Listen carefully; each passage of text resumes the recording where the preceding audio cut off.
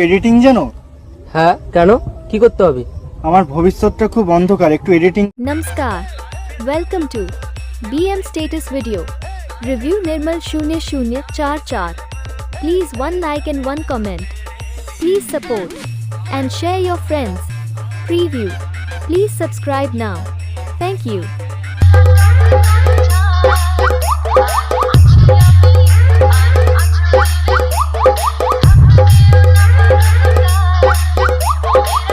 দাদা, তোমরা কি কেউ এডিটিং জানো?